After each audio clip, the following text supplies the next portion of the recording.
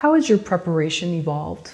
I think in some ways my preparation has evolved in the sense that I want to have a stronger idea of what I think the overarching theme is going to be.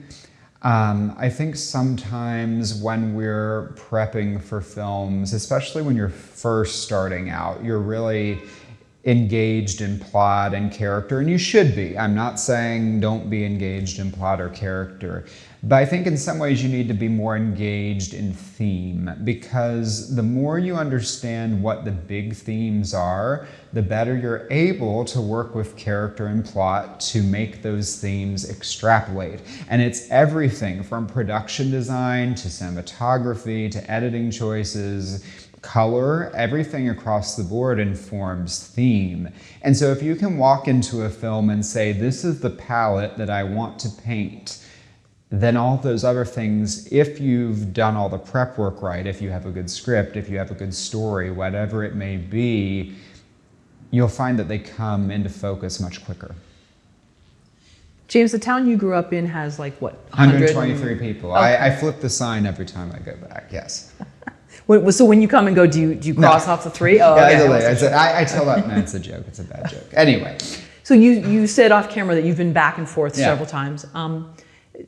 When you go back, do you have sort of this broader view of like, this is the town I grew up in, I remember the stories that I wanted to tell, and now I have the chance to do that? Or is it... Of course, no. I think about that constantly, actually. I mean, I'm very lucky. There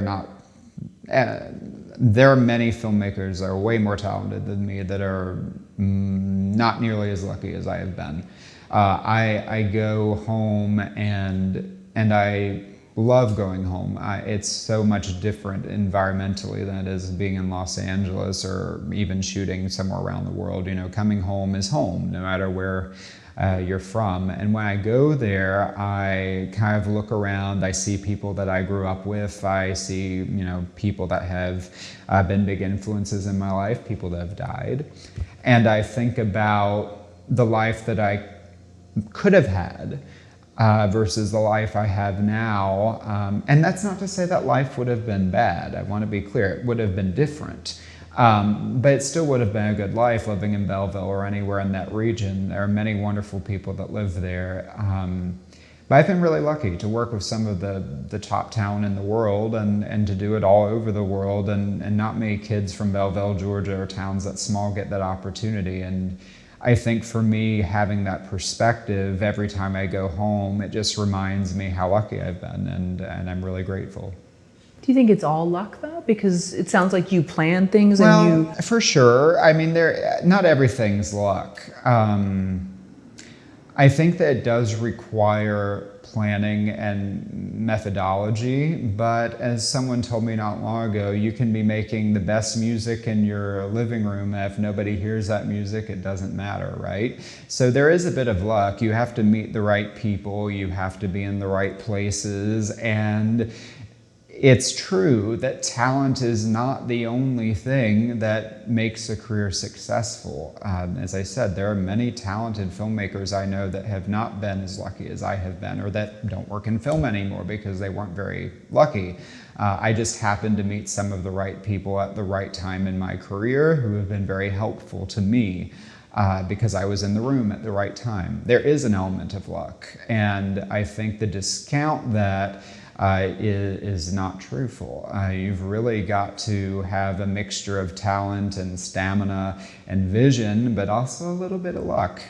Because if you're doing that work in your living room and nobody knows, or editing that film and nobody sees it, who cares?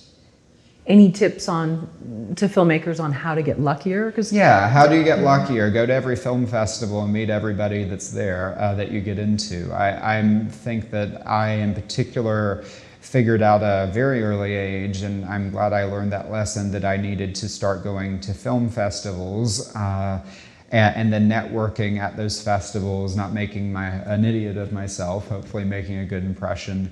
And the thing that's remarkable now that I'm almost 31, I've been doing this since I was 19, 18. And so there are festivals in this country that I have been going to since I was 19. And I still go to those festivals. In fact, one in Georgia, the Macon Film Festival, that was the first festival to program my work. One of the coolest things happened over the past few years. I directed a film called Angel of Anywhere. That's a film about an empathetic stripper who plays therapist at his bar. It's a drama at a strip club. And we won Best Narrative Short there. I had never won an award at the Macon Film Festival since 19 years old. Never. Not once. Not an audience award, nothing. But they had programmed every film of mine since then. And so it was I teared up. I still do a little bit. It was kind of emotional for me because it doesn't seem like it's a big thing. But when you have that kind of a relationship, that history, you kind of look back on your work and you can see that arc. And it's just been remarkable to go to festivals like Macon and others across the country, not just there. And see the same audience come back every year because you're there for the film, because it's your film, because they know you and they know your work. And over time, that's what builds an audience, because you're building your little tribes all over the country. And it's kind of neat to look back on that. It really is. And even 10 years from now, what that will look like, you know? I am very cognizant of how lucky I've been in my career. I think for me, it's felt more acutely because of where I grew up, because I grew up in this tiny, small town, South Georgia. I feel that. I feel that. There are many talented filmmakers out there that have not been as lucky as I've been. And then there are many that have been much luckier than I have been too. So, you know, I certainly do not see myself in that way. But I think people forget that progress and that journey you have to go on. There are a lot of people that say they want to do film, but they don't really know what that looks like. It's long, hard days, long, hard hours. The part that's glamorous, that people perceive to be glamorous, is such a tip of the iceberg thing that it's not really why you should do it. If that's what you think it is, you shouldn't be doing film. It is 18, 20-hour days sometimes. It is days like I'm in now, because I am having to direct 2 films at the same time and throw an ad campaign in the middle of it. I am working I don't believe in mornings as a rule unless I'm filming, but I am working from like 10 in the morning to sometimes 3 or 4 at night on an edit, on a film with my team, to get it done on time, because I have another film that I'm directing, because I have another ad campaign I'm directing, because I'm having to figure out how to have my schedule in Los Angeles mesh with going to Singapore and being in the Northeast and being in Israel, and then manage those things all at the same time. All at the same time. That's not glamorous. That's hard damn work. And if you aren't ready to do things like that. And I understand that I'm lucky, and that is not common. Even in my own life, that is not common. This is an unusual time. But if you aren't prepared for that to be a possibility, when you cross that bridge, and hopefully you will, you got to be ready for it. And to do that, it takes a lot of sacrifice. And yeah, I'm young. I'm only 31 now. I'm 31 in a month. But I've been doing this for like almost 15 years. It's a long time. And I certainly haven't been at a place where I would say I've made it. But I think that if I've been able to do this nonstop as my only job for 15 years, pretty damn lucky.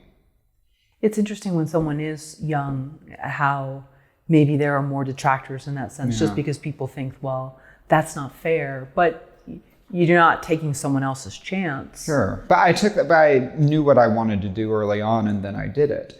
And then I was lucky enough to meet the right people and go to the right places to build a network that enabled me to do it. Because I've never had a full-time job in my life. I've never worked at a Starbucks. I've never driven an Uber so far. I've been very lucky that this is all I do. If I'm not directing a film or a documentary, I'm directing an ad or a music video, or some company wants me to do a corporate piece or whatever it is. I've been lucky, and I've figured out how to make that work.